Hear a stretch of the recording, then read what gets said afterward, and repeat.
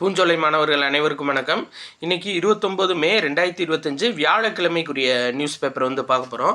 So headlines என்ன அப்படின்னு சொல்லி பார்த்தீங்கன்னா, மாணவி பாலியல் வன்கொடுமை, ஞானசேகரன் குற்றவாளி அப்படின்னு சொல்லி கோர்ட் அறிவிச்சிருக்காங்க. சரிங்களா, அந்த சென்னையில் நடைபெற்றுச்சுல பாலியல் குற்ற வழக்கு, அதில் வந்து பார்த்தீங்கன்னா ஞானசேகரன் அப்படின்றவரை வந்துட்டு குற்றவாளின்னு அறிவிச்சிருக்காங்க. ஜூன் 2ஆம் தேதி என்ன தண்டனை அப்படின்னு சொல்லுவோம் அப்படின்ற மாதிரி சொல்லியிருக்காங்க. இதில் நம்ம பார்க்க வேண்டியது என்ன அப்படின்னா, இந்த பாலியல் குற்ற வழக்கில் பெண்களுக்கு எதிரான வன்கொடுமை தடுப்பு சட்டம் அதுபடியும் வேற எதுபடியும் அவங்க தீர்ப்பு கொடுத்துருக்காங்க அப்படின்னு சொல்லி பார்த்தீங்கன்னா, பாரதிய நியாய சன்ஹிதா சட்டம். சரியா, அதை தான் என்ன சொல்லியிருப்பாங்கன்னா பிஎன்எஸ் அப்படின்னு சொல்லியிருப்பாங்க. பாரதிய நியாய சன்ஹிதா சட்டம் பிரிவு 12 கீழே இவர் மீது குற்றச்சாட்டு பதிவு செய்யப்பட்டுள்ளது அப்படின்னு சொல்லியிருக்காங்க. ஸோ மேபி கேட்கலாம், அந்த பாலியல் குற்றங்களுக்காக எந்த வழக்குகளின் எந்த இது சட்டத்தின் அடிப்படையில் வழக்கு பதிவு பண்ணலாம் அப்படின்னு சொல்லி கேட்டாங்கன்னா, பாரதிய நியாய சன்ஹிதா மற்றும் பெண்களுக்கு எதிரான வன்கொடுமை தடுப்பு சட்டம். சரியா, இது முக்கியமான ஒரு பாயிண்ட்டுங்க, ஞாபகம் வச்சுக்கோங்க. சரி, ரைட்டுங்க. இன்னைக்கு எக்ஸாம் பாயிண்ட் ஆஃப் வியூவில் நம்ம பார்க்க வேண்டிய நியூஸ்ன்றது கொஞ்சம் கம்மி தான். சரிங்களா, இந்த இது பாருங்கள், உலகம் முழுவதும் ஜூன் 5ஆம் தேதி உலக சுற்றுச்சூழல் தினம் கொண்டாடப்படுகிறது அப்படின்னு கொடுத்துருக்காங்க. ஸோ இதையும் ஞாபகம் வச்சுக்கோங்க. சரிங்களா, அப்போ உலக சுற்றுச்சூழல் தினம் என்னைக்கு அப்படின்னா ஜூன் 5ஆம் தேதி. சரியா, இதை பேஸ் பண்ணி இந்த நெகிழி பொருட்களை பிளாஸ்டிக் பொருட்களை தடை செய்கிறதுக்காக விழிப்புணர்வு ஏற்படுத்த போகிறாங்க. எக்ஸாம் பாயிண்ட் ஆஃப் வியூவில் இதுதான், உலகம் முழுவதும் ஜூன் 5ஆம் தேதி உலக சுற்றுச்சூழல் தினம் கொண்டாடப்படுகிறது. சரியா, கடைபிடிக்கப்படுகிறது. அடுத்தது இந்தங்க, சென்னை உயர்நீதிமன்ற தலைமை நீதிபதி மாறியிருக்காங்க. சரியா, அதாவது யார் அப்படின்னா மணீந்திர மோகன் ஸ்ரீவாஸ்தவா அப்படின்றவர் சென்னை உயர்நீதிமன்ற தலைமை நீதிபதியாக பொறுப்பேற்க போகிறாரு. இதுக்கு முன்னாடி கே ஸ்ரீராம் இருந்தார். சரிங்களா, இவரை ராஜஸ்தானுக்கும் அப்படியே ராஜஸ்தானில் இருக்க மணீந்திர மோகன் ஸ்ரீவாஸ்தவா அவர் பார்த்திங்கன்னா சென்னை உயர்நீதிமன்றத்துக்கு தலைமை நீதிபதியாக நியமிச்சிருக்காங்க. சரியா, ரொம்ப முக்கியமானது. மணீந்திர மோகன் ஸ்ரீவாஸ்தவா இப்போ சென்னை உயர்நீதிமன்றத்தோட தலைமை நீதிபதி. சரிங்களா, கே ஸ்ரீராம் மாற்றப்பட்டிருக்காரு. அடுத்து பாருங்கள், பெரியார் பல்கலைக்கழகம் எங்கே இருக்குது அப்படின்னா சேலம் மாவட்டங்க. இதை ஞாபகம் வச்சுக்கோங்க. சரிங்களா, ஏன்னா பாரதிதாசன் யூனிவர்சிட்டி இது எல்லாமே நம்ம வரிசையாக ஞாபகம் வச்சுருப்போம். பாரதியார் யூனிவர்சிட்டி கோயம்புத்தூர், பாரதிதாசன் திருச்சி, இது ஞாபகம் வச்சுருப்போம். ஸோ பெரியார் பல்கலைக்கழகம் எங்கே இருக்குது அப்படின்னா சேலம் மாவட்டம்.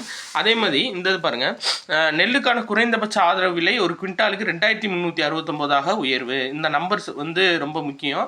எவ்வளோ உயர்த்திருக்காங்க அப்படின்னா 2369 உயர்த்திருக்காங்க குவிண்டாலுக்கு. சரியா, இதில் உள்ள ஒரு முக்கியமான நியூஸ் கொடுத்துருக்காங்க. என்ன அப்படின்னா, நாட்டோட உணவு உற்பத்தியில் 50% பங்களிப்பு எந்த பருவத்தில் வரும் அப்படின்னா காரிஃப் பருவம். சரியா, நம்ம படிப்போல காரிஃப், ராபி, சையத் படிப்போல, அதில் நாட்டோட உணவு உற்பத்தியில் 50% பார்த்தீங்கன்னா காரிஃப் பருவம் தான் பூர்த்தி செய்யுது. நாட்டோட உணவு பங்களிப்பில் 50%. சரியா, இது ரொம்ப முக்கியமானது.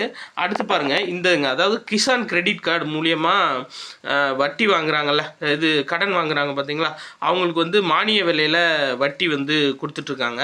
அது 2025-26 வரையும் நீட்டிக்கப்படும் அப்படின்னு சொல்லியிருக்காங்க. அதிகபட்சமாக எவ்வளோ வாங்கலாம்னா 3 லட்சம் ரூபாய் வரை கடன் வாங்கலாம். சரியா, கேசிசி கிசான் கிரெடிட் கார்டை பயன்படுத்தி இந்த திட்டத்தின் மூலியமாக 7% மானிய வட்டி வீதத்தில் 3 லட்சம் ரூபாய் வரை கடன் வாங்கலாம். சரியா, குறுகிய கால கடன் பெற முடியும் அப்படின்னு சொல்லியிருக்காங்க.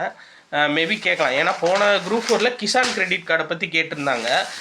எந்த இரு வங்கிகள் சேர்ந்து கொடுக்குறாங்க அப்படின்னு மைய வங்கியும் நபார்டு வங்கியும் அப்படின்னு ஸோ மேபி எவ்வளோ வரையும் கடன் வாங்குறாங்க அப்படின்னு கேட்கலாம். அடுத்து பாருங்கள், இந்த ஐநா பாதுகாப்பு படைக்காக ஒவ்வொரு நாடுகளில் இருந்து வீரர்கள் போவாங்கள்ல, ஸோ அதில் மரணம் அடைகிறவங்களுக்கு பார்த்தீங்கன்னா ஒரு பதக்கம் கொடுப்பாங்க. அது என்ன பதக்கம் அப்படின்னா டாக் ஹம்மர்ஸ் ஜோல்ட்டு. சரிங்களா, அந்த பதக்கம் பேர் என்னென்னா டாக் ஹம்மர்ஸ் ஜோல்ட்டு. அதாவது ஐநா பாதுகாப்பு படைக்கு போகிற வீரர்கள் வீரமரணம் அடைஞ்சாங்கன்னா அவங்களுக்கு கொடுக்கப்படுறது. சரிங்களா, டாக் ஹம்மர்ஸ் ஜோல்ட். சரியா, இப்போ இந்தியா சார்பாக 2 பேர்த்துக்கு கொடுக்க போகிறாங்க. யாருக்கு அப்படின்னா பிரிகேடியர் ஜெனரல் அமிதாப் ஜா அவருக்கும் ப்ளஸ் அது போக ஹவில்தார் சஞ்சய் சிங், இந்த 2 பேர்த்துக்கும் இந்த விருது கொடுக்க போகிறாங்க. என்னென்னா டாக் ஹம்மர்ஸ் ஜோல்ட். கண்டிப்பாக கேட்பாங்கங்க, இந்த விருது யாருக்காக யாரால் கொடுக்கப்படுது அப்படின்னா ஐநா படை ஐநா படைக்கு போவாங்கள்ல ஒவ்வொரு நாட்டில் இருந்தும், அதில் மரணம் அடைகிற வீரர்களுக்கு ஐநா சபை சார்பாக கொடுக்கப்படுற விருது தான் இந்த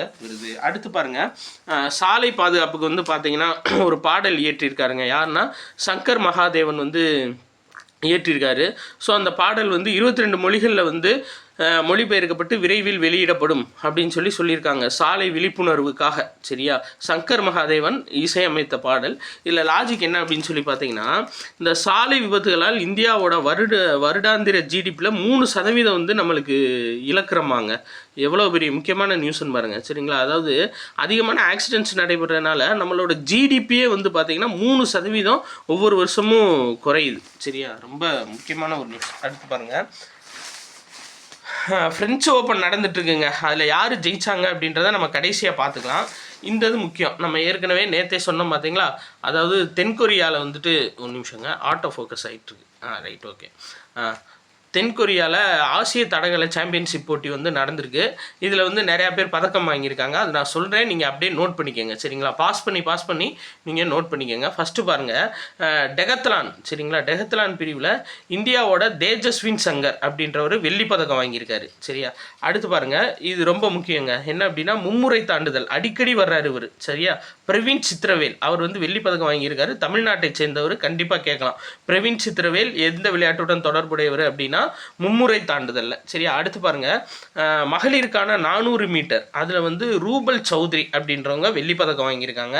அடுத்து 1500 மீட்டர். சரியா, மகளிருக்கான 1500 மீட்டரில் பூஜா அப்படின்றவங்க வெள்ளி பதக்கம் வாங்கியிருக்காங்க. அடுத்து வந்து பார்த்தீங்க அப்படின்னா அதே பிரிவில், சரியா, அதே பிரிவில் ஆடவர் பிரிவில் எதுனா 1500 மீட்டர் பெண்கள் பார்த்துட்டோம், பூஜான்றவங்க. அடுத்து அதே 1500 மீட்டர் ஆடவர் பிரிவில் வந்து யூனுஷா அப்படின்றவர் வெண்கல பதக்கம் வந்து வாங்கியிருக்காரு. ஸோ இதை அப்படியே ஃபுல்லாக நோட் பண்ணி வச்சுக்கோங்க, ரொம்ப முக்கியமானது. அதில் இவர் பிரவீன் சித்திரவேல் ரொம்ப ரொம்ப முக்கியமானவர். ஏன்னா தமிழ்நாட்டை சேர்ந்தவர், அடிக்கடி நியூஸ் பேப்பரில் வர்றாரு மும்முறை தாண்டுதில்லை. சரிங்களா, சரி, ரைட், ஓகேங்க. இன்றைக்கி முக்கியமான நியூஸ்ன்றது அவ்வளோதான், ஃபுல்லாக பார்த்துட்டோம். எக்ஸாம் பாயிண்ட் ஆஃப் வியூவில் இவ்வளோ தான். சரிங்களா, ஸோ நிறையா பேர் கேட்குறீங்க, இந்த மாதிரி தொடர்ச்சியாக பார்க்கணுமா சார், இந்நேரம் கொஸ்டின் எடுத்திருப்பாங்களே அப்படின்னு சொல்லி கேட்குறீங்க.